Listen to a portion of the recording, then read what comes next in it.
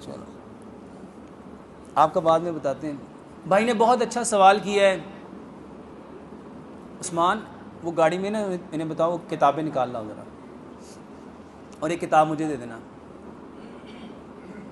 بھائی نے سوال پوچھا ہے, ہمارے خاندان میں سانس کا بڑا مسئلہ ہے. میرے محترم بھائیوں, میں نے کتاب لکھی ہے نماز اینڈ ماڈرن میڈیکل سائنس. اس میں نے لوگوں کو بتایا ہے کہ اصل میں نماز تھی کیا, اصل میں نماز ہے کیا, اور ہم نے نماز کو کیا سمجھ لیا. میرے محترم بھائیوں, اگر ہم صرف پراپر طریقے سے, کل میرے پاس نا کوئی ڈاکٹر آئے, انہوں نے کہا کہ ڈاکٹر صاحب آپ کی باتیں نا بڑی عجیب عجیب ہوتی ہیں.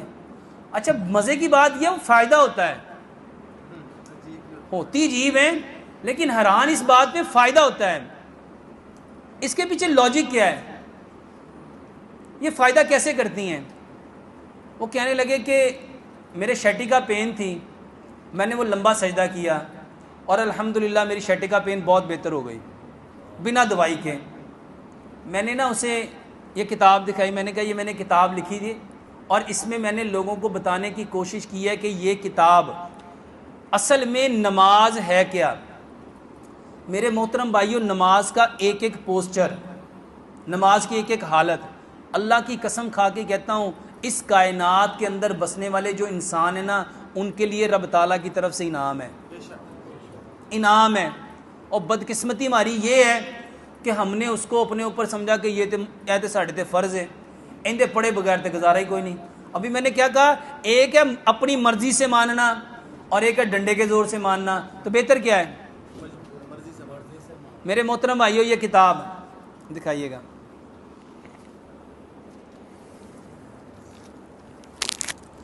اس میں نے بتایا ہے کہ یہ جو سجدہ ہے نا, سجدہ, یہ جتنے لوگوں کی سانس کی بیماریاں ہیں, جتنے لوگوں کو سانس کی بیماری ہے, میرے محترم بھائیو سانس کی بیماری پھیپھڑوں کی وجہ سے ہوتی ہے. اللہ سبحانہ و تعالیٰ آپ کے پھیپھڑوں کو 100% مضبوط کرنا چاہتا ہے. اور آپ حیران ہوں گے, ہمارے پھیپھڑے, ہم اپنے 24 گھنٹوں میں سے تقریباً 18 گھنٹے اسی حالت میں رہتے ہیں جیسے میں ابھی ہوں, یا بیٹھے ہوں گے یا کھڑے ہوں گے یا چل رہے ہوں گے یا لیٹے ہوں گے. میرے محترم بھائیوں, اس حالت میں آپ کے پھیپھڑے 60 to 70% کام کرتے ہیں, 60 سے 70%. دوسری حالت ہے رکوع, جس کو بوئنگ پوزیشن کہتے ہیں, 90 کا اینگل, اس میں آپ کے پھیپھڑے 70 سے 80% کام کرتے ہیں. اور تیسری حالت ہے سجدہ. جب ہم سجدہ کرتے ہیں نا تو ہمارے پھیپھڑے نیچے آ جاتے ہیں اور پورے کھل جاتے ہیں. ابھی فورس آف گریوٹی نے ہمارے لنگز کو نیچے کو کھینچا ہوا ہے ادھر سے. جب ہم کھڑے ہوتے ہیں تو ہماری ٹانگوں سے, جب ہم سجدہ کرتے ہیں تو پھیپھڑے کدھر کو آ جاتے ہیں, نیچے. اس وقت پھیپھڑے 100% کام کرتے ہیں. اور پیارے پیغمبر جناب محمد صلی اللہ علیہ وآلہ وسلم نے کیا فرمایا, اگر لوگوں کو پتہ چل جائے کہ سجدے میں انسان کو کیا ملتا ہے تو انسان کبھی سر اپنا سجدے سے اٹھائے ہی نہ. دوسری حدیث ہے, نبی صلی اللہ علیہ وآلہ وسلم نے فرمایا سجدے میں انسان سب سے زیادہ اپنے رب کے قریب ہوتا ہے. ایک اور حدیث ہے, نبی صلی اللہ علیہ وسلم نے سجدے میں انسان کا سر اللہ کے قدموں میں ہوتا ہے. میرے محترم بھائیو, اگر اپنے پھیپھڑے مضبوط کرنا چاہتے ہو, اس بھائی کا مسئلہ ہے, میں کوئی دوائی نہیں بتا رہا, ہر 2 گھنٹے کے بعد 10 منٹ کا سجدہ کرو. ہر 2 گھنٹے کے بعد.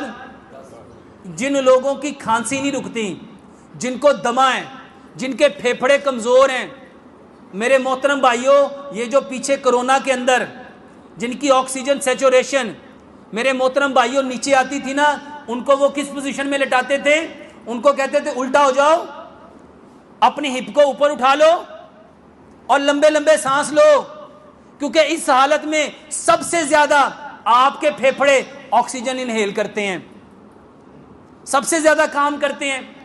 تو میرے محترم بھائیو, لمبا سجدہ کرو.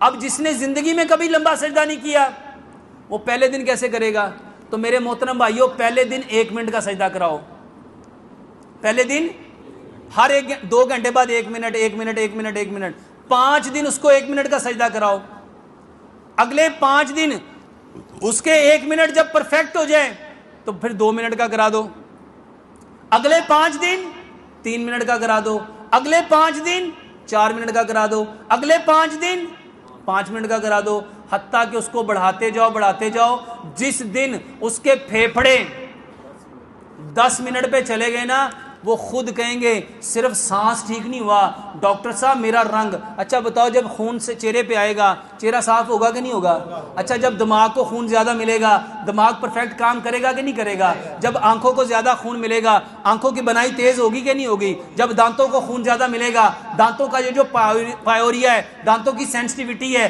یہ جو دانت ہلتے ہیں کیا مضبوط ہوں گے کہ نہیں ہوں گے؟ جب کانوں کو خون ملے گا یہ مضبوط ہوگا کہ نہیں ہوگا؟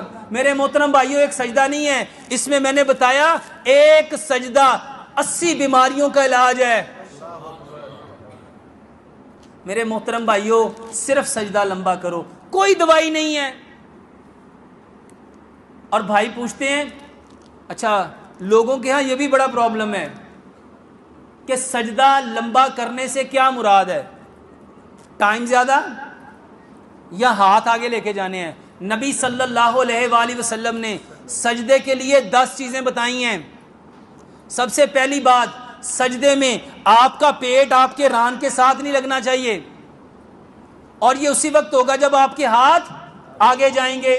دوسری حدیث، کتے کی طرح بازو مت پھیلاؤ، کتے کی طرح بازو مت بچھاؤ، یہ زمین کے ساتھ بازو لگنے نہیں چاہیے۔ تیسری حدیث، بازو ایسے رکھو کہ بغل کی سفیدی نظر آئے۔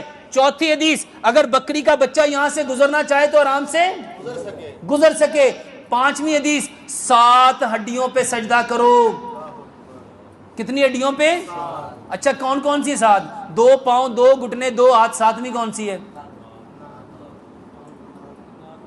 یہ سوال ہے۔ اب کوئی کہہ رہا ہے ناک، کوئی کہہ رہا ہے پیشانی۔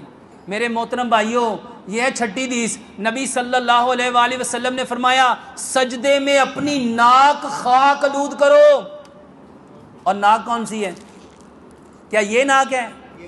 یہ ناک ہے میرے محترم بھائیوں، یہ ناک ہے، سجدے میں یہ ناک لگانی تھی۔ 7ویں حدیث، نبی صلی اللہ علیہ وآلہ وسلم نے فرمایا زمین کی سختی محسوس کرو، زمین کی سختی محسوس کرو۔